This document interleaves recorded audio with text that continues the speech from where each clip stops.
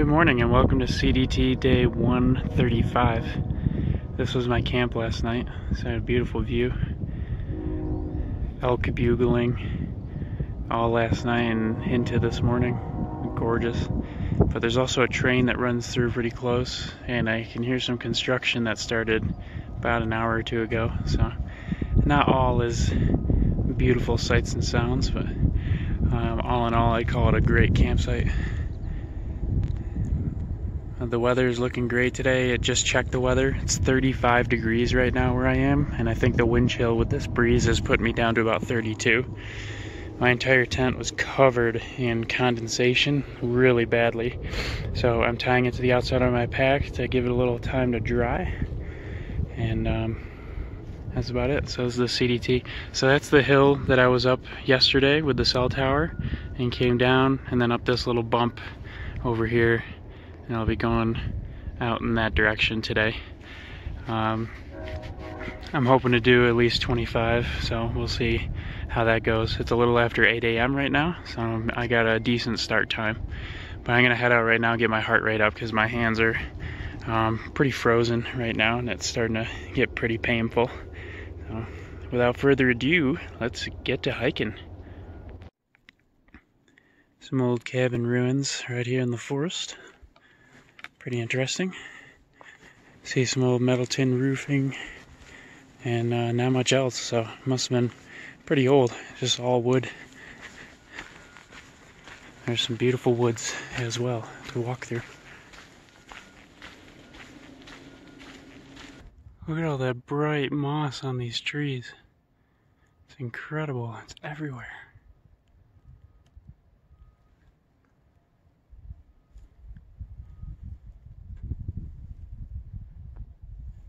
Wow.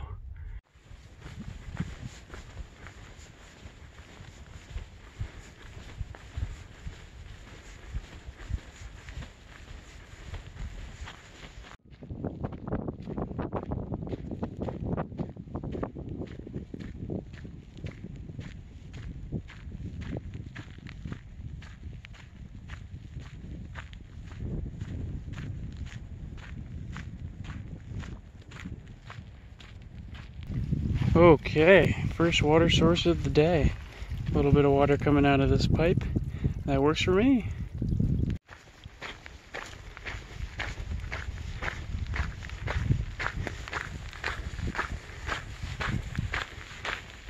Look at that hawk.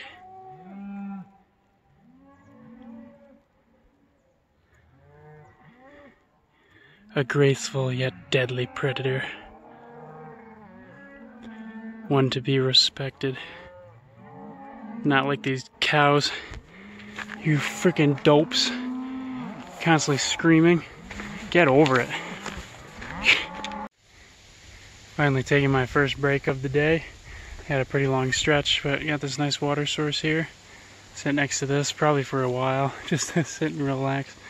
But just got this little grassy area.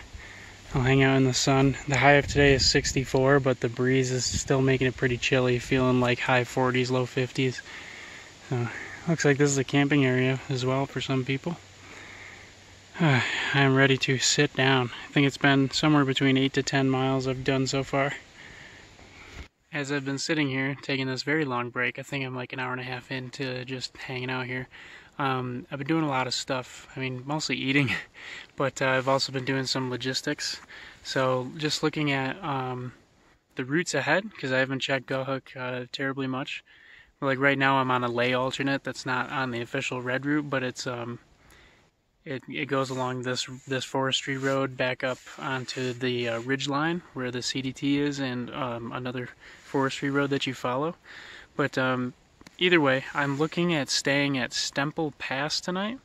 Apparently there's picnic area, barbecue grills, like I think fire pits and pit toilets, which would be really cool, but it's about 21 miles from here, and it's like 1:30, so I would have to do about 3 miles per hour for about 7 hours to get there around dark.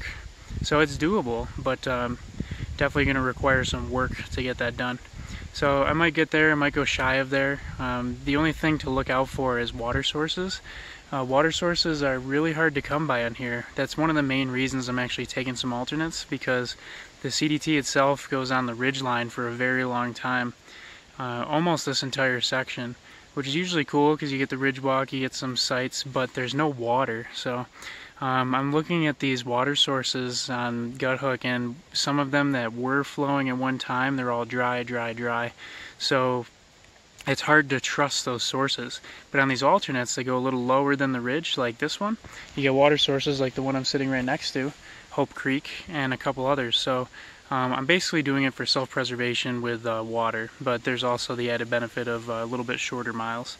So I'm trying to look ahead, and I'm seeing like all the way towards the pass that gets you into Lincoln and all that stuff, very dry. But I noticed on Google Maps there's a road that takes you down to the highway into Lincoln quicker and shorter, and it's has a river along it, so there's water. And that makes me a little more at ease if I take that route instead, so that I have water sources. And now I also found a way to connect it back up to the CDT later on the next section. And it looks like it probably cuts off some miles as well, but mostly just tons of walking by rivers and lakes, which is a lot better in this very dry section. So it looks like I'm going to do that, and what that does is if I can get to Stemple Pass tonight, which is about 21 miles from here now, it'll leave me about 10 miles in the morning, and I can get into Lincoln. So instead of in 2 mornings, I can get into Lincoln tomorrow. And if I get up early enough, it'll actually be in the morning. So I can get into town tomorrow, possibly see Jesus on his way out if he stays tonight. He said he was going to be in town today, and who knows with him. So I could potentially see him tomorrow. But regardless, I can go into town, I can charge all my stuff, I can do my resupply, potentially take a shower, and then I can go to the post office and send out my old phone that I still have with me. I want to send it home just in case I want to fix it to get some of those photos and videos and those memories off of it. So I can do all that tomorrow, get some town food, and then gear up for this next section, which is going to be, almost 180 miles, which is the biggest, longest section without a town on the CDT. So yeah, instead of doing that in 2 days, I'm going to do it tomorrow. So it seems like a pretty good deal. I get more water sources, so it's safer. I cut off some miles, which saves me some time. And then I get into town quicker, so I can potentially see Jesus, but I get all my chores done so that I can head out and do this big bad section.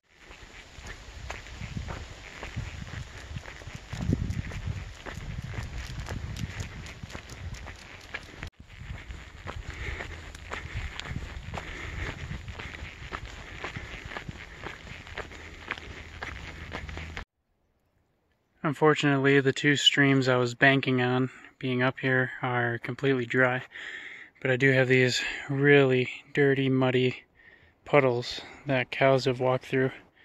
So it's going to do a number on my filter, but I have to because I was chugging water the whole time so that I could drink as much as I could, and then these 2 bottles would hold on to the rest for the next almost 20 miles.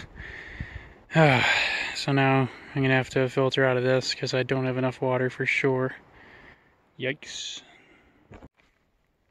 This puddle actually wasn't too bad. It's all just rainwater, but we're worried about all the suspended solids in it. But this one really isn't too bad. It was pretty clear and deep enough to fill up a bottle, so I got all the water I need. I got about 2.2 liters, and I'm hoping that'll give me about 20 miles. And I might be stretching it towards the end. I'll probably run out in the past 2 or 3 miles, but that's where I'm hoping that there should be a water source. But just in case there isn't one, I should at least be able to make it to camp, and then tomorrow morning I can go downhill and get some on my way to town. So it should be nice and safe. I also, even though 2.2 liters doesn't sound like a lot for this situation, going like 20 miles, I'm only leaving about a liter every 10 miles. Keep in mind that I also chugged about 2 liters between my break and here, which was only about a mile.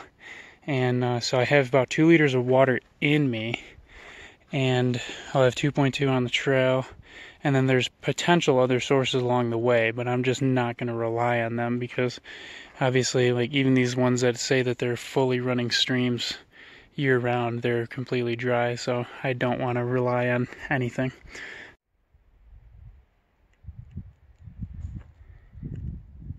It's beautiful country.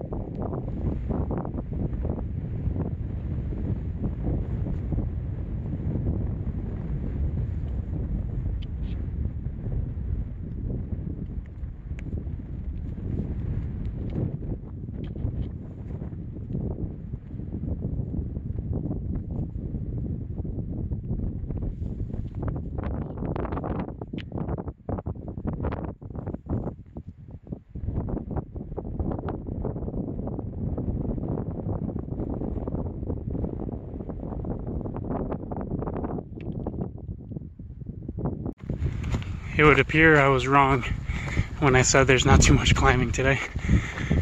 I just assumed since I was going to be on a ridge line, you know, it'd be pretty easy going, but I'm just now starting a 1,300-foot climb, I believe, up to almost the summit of that mountain right there. Oh boy. I surprised myself. I just did this 1,300-foot climb without any stops or breaks, nothing.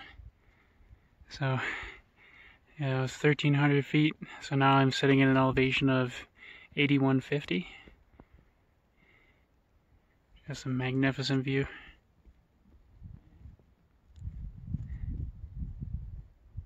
For perspective, the beginning of my climb, where I returned to the CDT, was right over there in that open area. So it's way down there now. This is just magnificent. Couldn't pick a more beautiful day to do a climb like this as well. Oh man.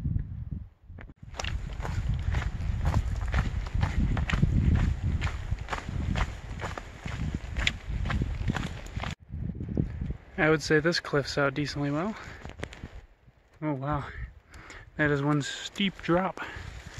I believe I'm in kind of like a col, kind of like a saddle in between Black Mountain that I summited earlier and can't see it, and this other little hill over here. And nice and flat for the moment, but usually that means I gotta start climbing soon. See it? See, it's imposing in the background. And maybe I'll get lucky and go around it. I'm too afraid to look at the elevation profile.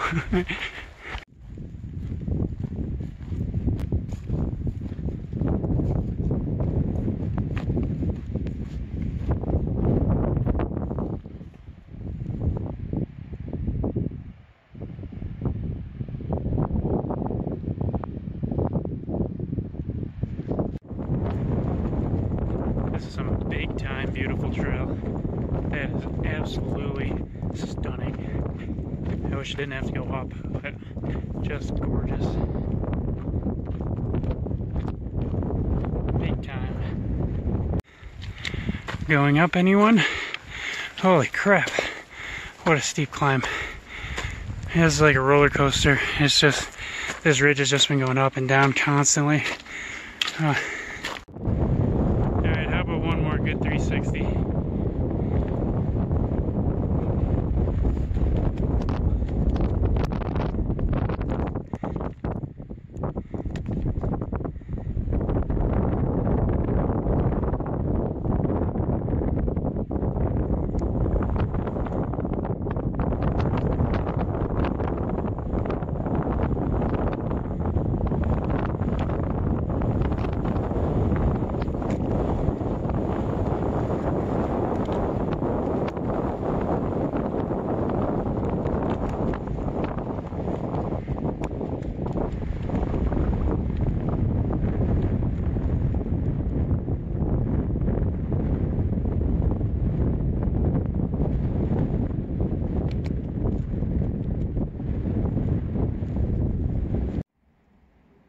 Okay, I know what you're thinking.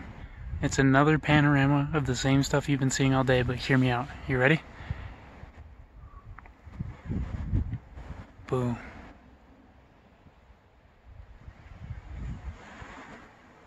Look at that moon. And you have whoops, getting out of focus, but pink stripe, orange stripe, even have kind of like a darker blue stripe of the sunset. But look at how gorgeous that is. Oh my goodness. Okay, made it to camp just a little after dark, but I've been here for about an hour now, just eating some dinner, which is some graham crackers and peanut butter, and some cheddar cheese cracker sandwiches. But I'm basically in a saddle in between, you know, these hills, and there's supposed to be a water source nearby, but didn't see one last night. Might check tomorrow morning. But anyways, you guys remember the plan I had today was to get to Stemple Pass. That would put me at 30 miles walking today, but the elevation proved to be a little too much for me, especially after not climbing in pretty much all of Wyoming and Montana to this point. So now that I'm back to climbing, it's getting a little rough, you know, to start. I'm kind of swirling around with ideas. I'm just trying to bring it all to a point. So stats, I did 23 miles today. So I was hoping to do 30. But in these 23 miles, I did 6,300 feet of climbing, which is the most I've done since Colorado, I believe. So a big day with a lot of climbing, and that slowed me down. So at first I was upset that I didn't make it to 30, but then I realized after 6,000 feet of climbing, yeah, that's gonna happen. So 23 miles is pretty decent. I still have about 8.5 miles to Stemple Pass, and then another 10 to the road. So about 18.5 miles tomorrow to get to the road, and then I'll get into Lincoln. So that should be tomorrow afternoon sometime, hopefully. So for now, you know, I was originally upset with the day, but now I'm pretty happy with it. And I'm camped in this area that happens to have cell signal, so I'm doing my YouTube uploads and a lot of the town chores that I would be doing tomorrow, getting them done now, which is pretty cool. Then getting to listen to some online music is nice as well. I also ran into Flip Flop, the guy that helped me navigate a little bit on the last section. So I just ran into him at the last minute when I was making that clip of the moon.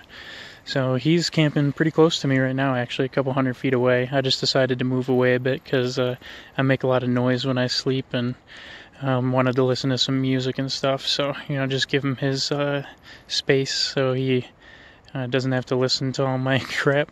But anyways, I digress. That is the end of the day, and we'll pick it back up tomorrow. I'll show you what my camp looked like, and then we'll head into town to Lincoln. So thanks for watching.